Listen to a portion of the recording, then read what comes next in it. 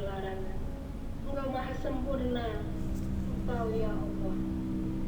Maha sempurna Engkau ya Allah telah menciptakan segala sesuatu. Ya Allah, berikanlah kami kekuatan. Ini ya, banyak sudah yang sudah kita lupakan dalam hidup ini ya, banyak sekali ya, kalau kita urutlah satu persatu perbendaharaan ingatan kita, maka ternyata sudah banyak yang terbuang. Dari sekian banyak yang lupa itu, ada yang memang boleh kita lupakan ya. Kalau umpamanya kita hal-hal yang tidak kita inginkan ya, menyakitkan, seperti kata Mbak Yani tadi, itu boleh kita lupakan. Ada yang justru dilarang dilupakan, dilarang untuk lupa, ada. Dan ada yang sebaiknya itu lupa, justru malah sebaiknya udah lupakan aja, ada memang. Jadi banyak kemungkinan dari lupa ini, dasar hukumnya begitu, kaidahnya. Dan untuk kita ketahui bahwa lupa itu ternyata bukan sekedar tidak ingat aja. Kita sering menafsirkan lupa itu dengan tidak ingat. Sesungguhnya lupa itu suatu hal yang sangat besar dan berisiko untuk kita menjadi tersesat.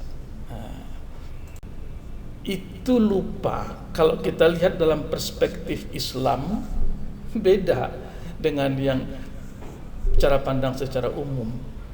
Dalam perspektif Islam, lupa itu jauh lebih luas dan lebih dinamis, lebih punya makna ketimbang hanya sekedar mengatakan bahwa lupa itu tidak mampu menampilkan ingatan yang sudah lama.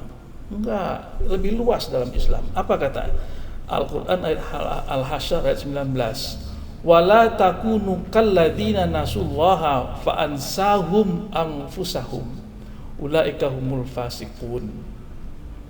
Janganlah kamu seperti orang-orang yang melupakan Allah sehingga dia menjadikan mereka lupa kepada diri mereka sendiri. Lihat bahwa lupa itu berkait dengan Allah. Tidak soal memori yang kita tidak angkat ke atas menjadi ingat, bukan, berkait-kait dengan Allah ini. Kalau kita melupakan Allah, kata Allah akan ancam kita akan lupa kepada diri kita sendiri. Jadi sangat dalam. Lupa dan ingat itu punya makna ilahiyah. Saya sedikit review ke belakang Bapak Ibu yang saya hormati. Kenapa ini, apa hubungannya dengan KPM? Kita bicarakan tentang ini. Kalau Bapak dan Ibu lihat di poster berkaca diri, itu lupa ada pada posisi paling atas itu.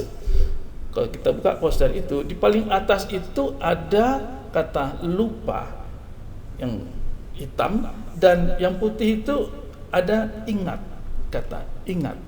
Jadi itu hal yang sangat penting, maka diletakkan oleh Pak Kiai di atas.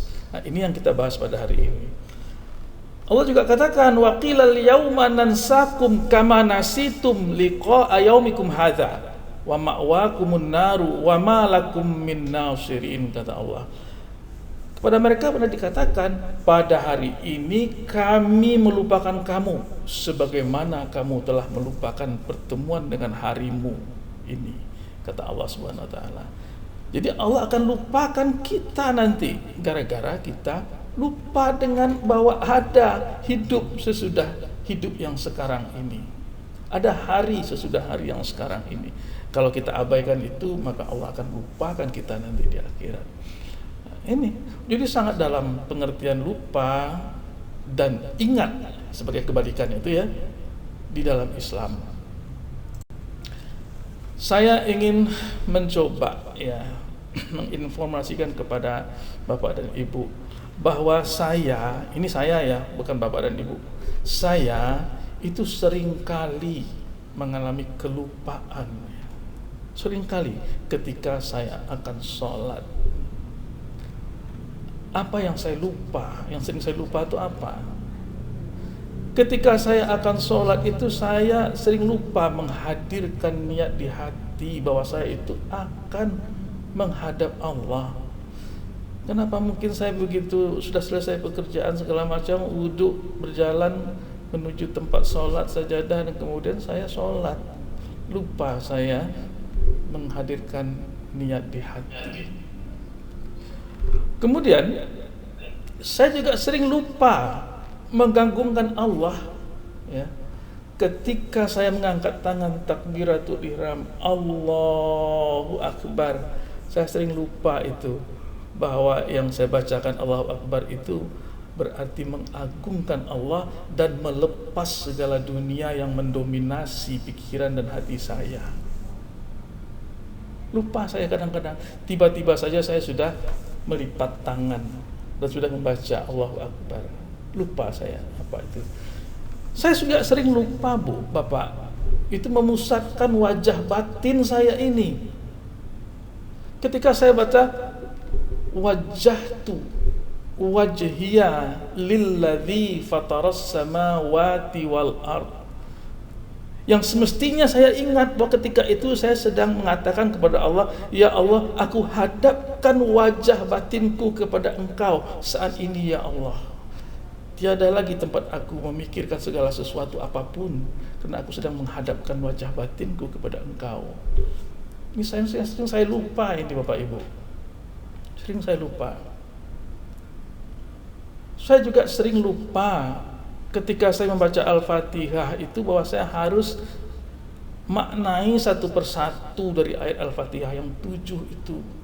Bukan soal saya mengerti artinya, tidak, tapi bagaimana menghayatinya dan menimbulkan rasa. Jadi contohnya saya kadang-kadang begini, ketika membaca Bismillahirrahmanirrahim itu, tiba-tiba saja saya sudah sampai ke Alhamdulillah. Saya lupa mengatakan ke dalam hati saya bahwa Bismillah, saya lakukan ini dengan nama Allah. Allah yang mana? Allah yang telah memberikan segala macam rahman dan rahimnya kepada saya, yang tidak bisa saya hitung itu. Lupa saya mengatakan itu, bahwa semua ini saya kerjakan karena Allah, asma Allah, Allah yang mana? Allah yang telah memberikan rahman dan rahimnya kepada saya. Itu saya sering lupa. Saya lupa juga bersyukur, membacakan Alhamdulillahirabbil alamin, bahwa hanya ada syukur yang pantas saya sampaikan, saya ucapkan terhadap segala macam nikmat yang diberikan oleh Allah selama ini. Tidak bisa diukur berapa banyaknya nikmat Allah itu. Tiba-tiba saja saya sudah Ar-Rahmanir-Rahim, Malik Yaumiddin, Iyyaka na'budu wa iyyaka dan amin. Kira-kira selanjutnya seperti itu. Berakhir Al-Fatihah. Saya juga sering lupa, Bapak dan Ibu, ketika harusnya saya menghadirkan rasa di dalam sholat ini. Bukan menghadirkan gerak, bukan menghadirkan bacaan, ucapan, bukan menghadirkan hafalan. Ini yang saya sering lupa itu. Saya lupa bahwa saya harus menghadirkan rasa saya sedang menghadap kepada pencipta saya, rasa bahwa saya sedang berdialog dan berkomunikasi dengan Tuhan pencipta saya, yang saya harus bertanggung jawab kepadanya di hari akhir. Tidak ketemu saya ini. Saya juga sering lupa bahwa saya sedang berdoa.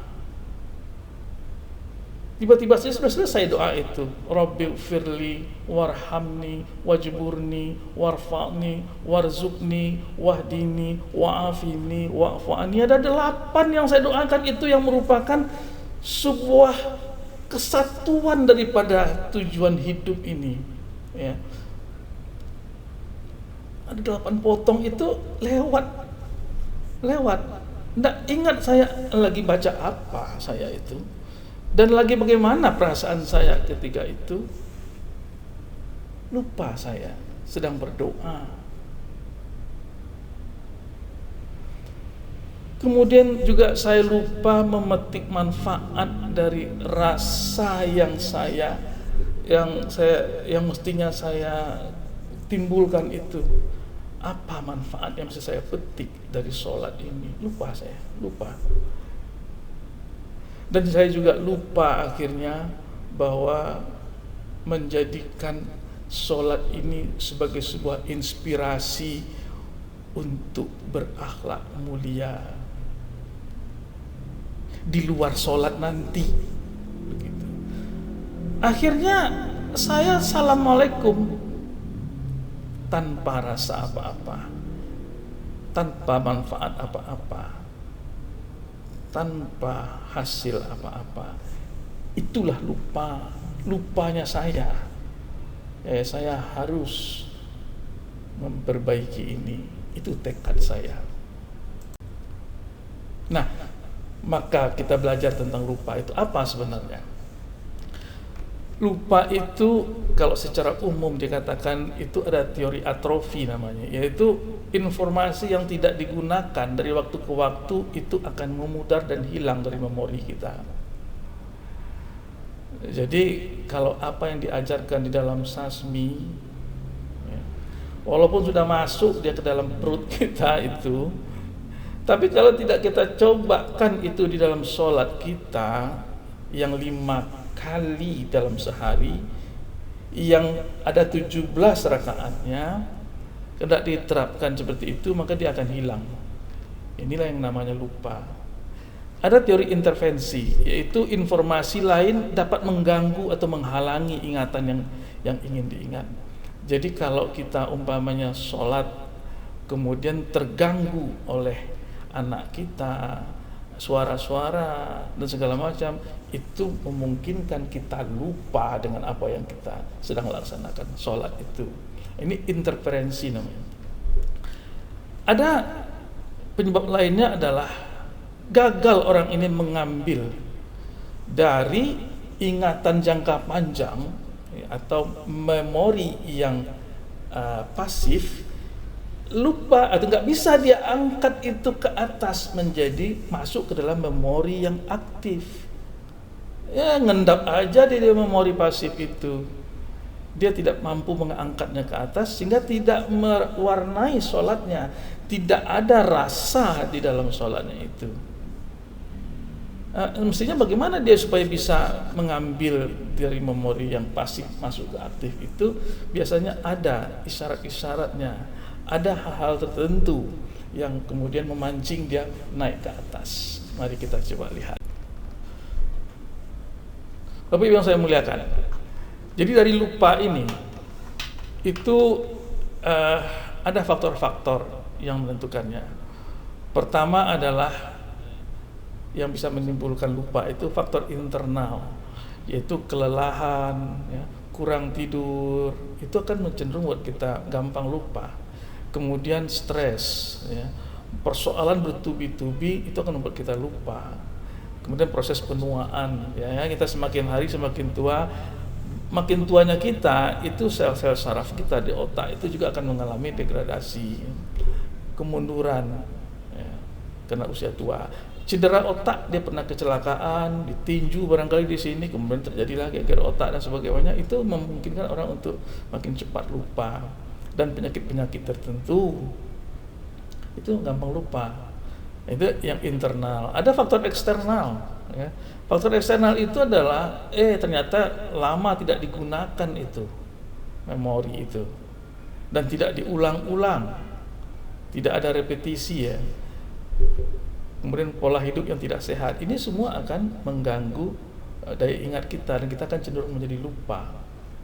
Makanya untuk sasmi itu memang harus diulang-ulang itu supaya apa? Supaya dia nempel dan mudah diingat kembali. Ada beberapa penyakit yang bisa menimbulkan lupa, Alzheimer, ya, demensia, ya. Kemudian tumor otak juga bisa loh menimbulkan mudah lupa. Kemudian kalau orang sudah pernah stroke, maka biasanya dia sulit mengingat dan menjadi pelupa. Tapi ada satu hal yang sangat menguntungkan, bahwa lupa itu juga kadang-kadang bermanfaat. yaitu sebagai mekanisme pertahanan diri kita agar kita tidak terlalu diganggu oleh masa lalu yang sangat pedih, yang sangat menyakitkan. Maka kita sering lupakan itu, trauma-trauma masa lalu itu. Upaya melupakan itu bagus supaya kita tidak terganggu oleh itu. Jadi tidak ada trauma. Kita tahu bahwa ada jenis memori di dalam tubuh kita itu. Yang pertama memori sensorik namanya, yang kedua memori jangka pendek, yang ketiga memori jangka panjang. Apa ini? Jadi kalau kita pergi ke mall, Bapak Ibu ya, ibu-ibu pergi ke mall, kemudian di mall itu dia melihat banyak sekali, mulai toko ini, toko ini, toko ini, toko itu, toko itu, dan nampak tas-tas, baju, sepatu dan segala macam. Itu dia sesaat dia ingat itu, dimasuk di memori dia itu apa yang dia lihat, ya, lewat itu, tetapi tidak membekas dia, tapi dia tahu bahwa dia melihat ini, melihat itu, bekasnya. Tetapi itu namanya memori sensorik itu, dari yang dia lihat, dari yang dia dengar itu nangkap dia dan itu tersimpan. Hanya sebentar saja itu nempel. Tapi kalau dia tertarik pada satu tas, ya tas kulit branded begitu, maka si ibu ini akan memasukkan memori itu ke dalam memori jangka pendek. Masuk dulu. Maka dia, terpesona dengan tas itu. Waduh, ini bagus sekali, cantik sekali, jangka pendek. Tapi di rongga kantong tidak ada. Suami juga cemberut ngikutin dia, maka udah diabaikan, lepas. Tapi itu ingat dia dan ia masukkan ke dalam memori jangka panjang. Nah, mungkin beberapa hari kemudian, sekian bulan kemudian ingat dia bahwa dia pernah dulu melihat itu, bahwa ketika dia ingin membeli itu, suaminya cemberut dan segala macam. Ini udah di dalam memori jangka panjang. Nah, ini kira-kira modelnya. Ini kaitannya nanti dengan apa yang diajarkan di KPM. KPM itu kan mengajarkan kita dengan menggunakan audio. Audio itu masuk ke telinga. Sesaat itu masuk di memori itu. Namanya memori sensorik. Kalau kita lewat begitu aja, ya mendengarkan audio sambil masak, mendengarkan audio sambil buka TV dan segala macam, itu hanya sampai di memori sensorik. Dia nggak sampai ke memori jangka pendek. Nah, tapi kalau kita perhatikan benar-benar itu dia masuk ke memori jangka pendek itu. Jangka pendek, dan kalau kita kemudian mengulang-ulangnya, betul-betul menghayatinya, masuk dia ke memori jangka panjang, tersimpan dia di sana. Nah, sewaktu-waktu ketika kita sholat, itu yang sudah masuk ke dalam memori jangka panjang itu bisa kita panggil lagi. Tarik dia masuk ke memori aktif atau memori jangka pendek, memori aktif ya. Maka disitulah mulai ada rasa muncul. Nah, inilah yang digunakan ini dalam kita belajar di KPM itu. Jadi kalau kita gambarkan seperti ini, ada sensory input, kemudian masuk menjadi memori sensori, ya. Kemudian dari memori sensori ini kita masukkan ke dalam memori jangka pendek yang aktif. Ini namanya juga disebut juga memori aktif, ya. Memori aktif. Dalam memori aktif ini, maka kita bisa masukkan dia ke dalam memori jangka panjang atau memori pasif. Kita biarkan dia di sana dulu, bernaung dia di sana. Dan ketika kita sholat, kita panggil dia lagi ke atas. Jadi ini timbal balik jalannya, arahnya ini. Dari sini masuk ke sini, dari sini bisa kita masukkan ke sini. Nah, inilah dia nanti akan menjadi outputnya, yaitu sholat yang khusyuk, yang penuh makna, mentadaburinya dan dapat rasanya. Ini bisa dari sini nih, dari kalau mata, telinga, mulut ini kita dari membaca Al-Quran bisa, mengetahui artinya bisa, mengetahui maknanya juga bisa, menghafal juga bisa. Ini bagian daripada indera kita dan masuk jadi memori sensorik, ya, sensorik ya.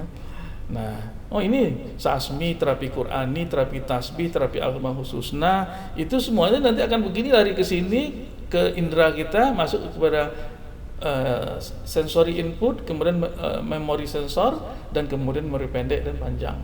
Nah, itu yang diamalkan di dalam KPM. Nah, saya ingin menyampaikan ada beberapa faktor yang mempengaruhi daya ingat kita, Bapak Ibu yang saya muliakan. Ya, olahraga, orang yang senang berolahraga itu aliran darah otaknya meningkat dan memorinya juga bisa meningkat, kapasitas memorinya. ya. Ada satu hormon di dalam otak itu namanya BDNF ya. Jadi ini nanti akan meningkatkan neuroplastisitas daripada otak. Artinya apa itu? Otak itu mampu dia menyesuaikan dengan beban-beban yang diberikan kepadanya.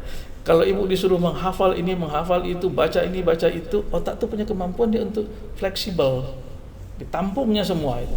Nah, itu. Orang olahraga yang bisa, tapi kalau orang yang malas olahraga dia kaku. Jadi kadang-kadang masuk ini keluar yang ini, masuk satu keluar tiga. Nah, itu namanya neuroplastisitas otaknya rendah. Oleh karena itu saya anjurkan nih Bapak dan Ibu kan silaturahmi itu ke Masjid Al-Khusyuk. Nah, di samping silaturahmi mendapatkan materi dari Pak Kiai, tak ada salahnya kita olahraga, mungkin pagi-pagi dulu di sana, lihatlah gunung yang indah segala macam, kita berolahraga, itu artinya meningkatkan memori kita. Olahraga juga akan menurunkan stres ya, dan meningkatkan satu hormon dalam tubuh yang namanya hormon endorfin. Kalau endorfin ini orangnya akan rileks. Kalau dia rileks maka dia gampang menerima, masuk ke dalam memorinya. Dan dia orang yang endorfinnya bekerja, dia rileks, itu dia akan berpikir positif. Akan bersih dalam hidup, dan syukur-syukur dia berpikir supra positif. Nah, ini untuk olahraga.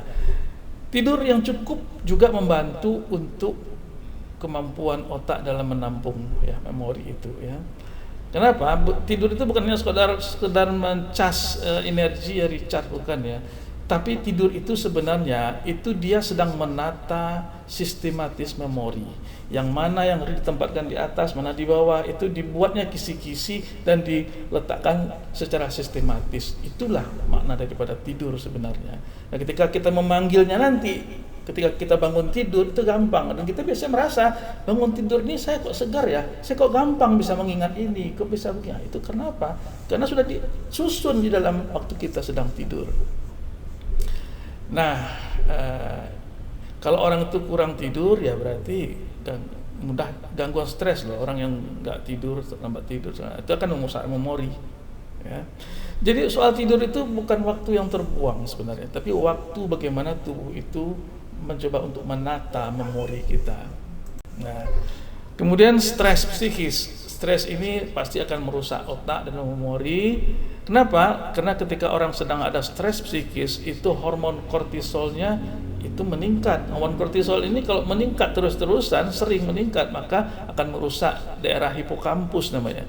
Hipokampus itu adalah wilayah untuk memori, terutama memori. Kalau memorinya itu memori emosi, maka itu di amigdala letaknya. Nah, jadi kalau orang yang sedang stres ini biasanya dia gagal membuat keputusan. Kalau emosionalnya lebih dominan dari rasionalnya, maka putusannya salah terus, keliru terus.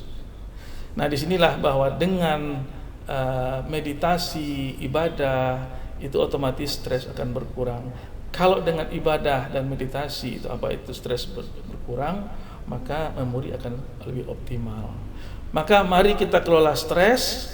Ya, bagaimana cara mengelola stres itu? Ya, jadikanlah stres itu merupakan bagian daripada jangan kita yang dikendalikan oleh stres, tapi kita yang mengendalikan stres. Karena seni menari di atas masalah-masalah Anda, itulah yang namanya mengendalikan stres. Kemudian dengan menggunakan gambar itu memori akan lebih gampang. Seperti saya berbicara menggunakan slide, kemudian menggunakan suara, menggunakan tulisan, itu lebih mudah untuk disimpan di dalam memori Bapak dan Ibu. Emosi, nah emosi ini ada dua kemungkinannya. Dia bisa mempertajam memori kita, bisa menumpulkan. Kalau emosi yang adekuat itu bisa mempertajam daya ingat kita. Ya. Gini, orang yang pernah mengalami sebuah trauma, kemudian dia menangis karena mungkin ditinggal kekasihnya atau putus atau itu akan ingat sampai mati itu. Bapak ibu-ibu yang kalau bapaknya ada selingkuh atau bapak-bapak yang ibunya selingkuh, itu nggak akan lupa seumur hidup. Nah, tanda apa? Emosi itu bisa menambah kuatnya daya ingat dalam kadar tertentu. Kalau berlebihan maka justru akan merusak daya ingat. Nah, dalam pandangan Islam itu tentang lupa itu ada, kita lihat beberapa ya. Imam Al-Ghazali mengatakan, mendefinisikan lupa itu tidak mampu menghadirkan kembali pengetahuan yang sebelumnya telah dimiliki ketika dibutuhkan. Imam Al-Ghazali.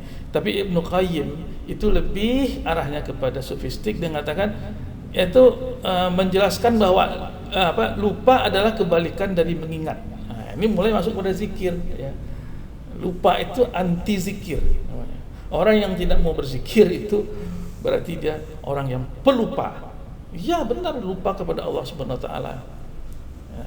Kalau di dalam tafsir Al-Qurtubi itu katakan bahwa meninggalkan sesuatu karena lemahnya hati dalam menjaga atau kurangnya perhatian terhadap hal tersebut. Nah, ini kalau tafsir Al-Qurtubi. Jadi lemahnya hati itu dianggap sebagai lupa. Baiklah, dalam konsep Islam itu tentang penyebab lupa ya. Ini tadi ayat tadi, wala takunu kalladzina nasullaha fa ansahum anfusahum ulaika humul fasiqun. Janganlah kamu seperti orang-orang yang melupakan Allah sehingga dia menjadikan mereka lupa kepada diri mereka sendiri. Jadi konsep Islam mengatakan lupa itu pokok pangkalnya ya. Pangkalnya itu adalah ya kalau dia lupa dengan Allah. Lupa dengan Allah itu bukan berarti bahwa dia tidak ingat siapa Tuhannya, bukan itu. Lupa dengan Allah tentu ditafsirkan sebagai dia mengabaikan apa-apa yang diperintahkan oleh Allah. Orang yang suka mengabaikan apa yang diperintahkan oleh Allah, bahkan malah melakukan apa yang dilarang oleh Allah, pertanda bahwa dia tidak ingat dengan Allah. Kalau orang itu sudah tidak ingat dengan Allah, maka Allah akan membuat dia lupa dengan dirinya. Maka dia akan semakin larut, dia akan semakin parah. Nah, ini contohnya ya tentang lupa tadi. Ini dia. Maka ketika mereka melupakan peringatan yang telah diberikan kepada mereka, kami pun membukakan pintu-pintu segala kesenangan untuk mereka. Allah akan jadikan kesenangan, kenikmatan mendekat kepadanya, dan dengan itu dia akan semakin lupa ya. Dan sehingga ketika mereka bergembira dengan apa yang telah diberikan kepada mereka, kami siksa mereka secara tiba-tiba.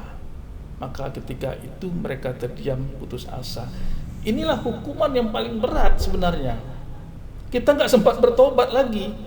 Kenapa? Allah biarkan kita itu dengan kesenangan kita semakin melupakan Allah, dan akhirnya kita bergembira, kemudian Allah secara tiba-tiba memberikan kata akhirnya. Itu hukuman secara tiba-tiba. Tidak sempat kita bertaubat dan segala macam. Inilah yang terberat. Maka mari kita awali agar kita tidak senantiasa lupa, maka senantiasalah kita awali dengan mematuhi, mengikuti apa yang diperintahkan oleh Allah dan menghentikan larangannya. Nah, medianya salah satunya adalah sholat tadi itu. Ya, lupa juga itu kalau kita terlalu fokus pada dunia. Ya ayyuhalladzina amanu la tulhikum amwalukum wala auladukum an dzikrillah wa may yaf'al dzalika fa ulaika humul khasirun. Wahai orang-orang yang beriman, janganlah harta bendamu dan anak-anakmu membuatmu lalai dari mengingat Allah. Dikatakan lalai dari mengingat Allah. Siapa yang berbuat demikian, mereka itulah orang-orang yang merugi. Munafikun. Tata cara kita mengatasi lupa secara Islami ya. Kalau tadi kan olahraga segala macam itu secara umum. Secara Islami ini harus banyak berzikir. Karena kata Allah, ala bizikrillah tatma'innul qulub, kata Allah. Kemudian harus menuntut ilmu, memperbanyak ya. Ini tadi kita belajar di KPM ini senantiasa kita dengarkan Zoom, senantiasa kita melakukan kajian-kajian. Karena menuntut ilmu itu wajib atas setiap muslim. Dan selalu istiqomah dalam melaksanakan amal perbuatan. Justru dikatakan dalam hadis, amalan yang paling dicintai Allah adalah yang dilakukan secara terus-menerus walaupun sedikit. Ini terus-menerus istiqomah walaupun sedikit, itu adalah upaya untuk kita menghindari lupa. lupa. Karena kalau sudah ditinggalkan, ya lupa udah itu. Besok nggak dilakukan lagi. Semoga kita warga KPM ini tidak menyepelekan, tidak memandang kecil persoalan lupa ini. Karena lupa itu adalah awal kita menjadi tersesat. Demikian, wabillahi taufiq wal hidayah. Assalamualaikum warahmatullahi wabarakatuh.